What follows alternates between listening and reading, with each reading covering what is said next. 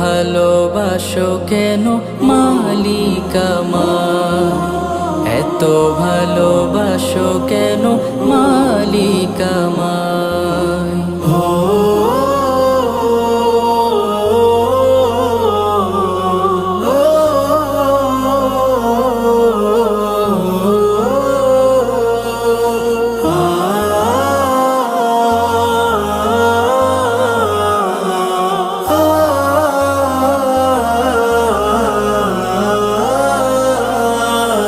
পৃথিবীর দিকে দিকে অযুদির দে, কণ্ঠ আমার নামে তোমার গীতে।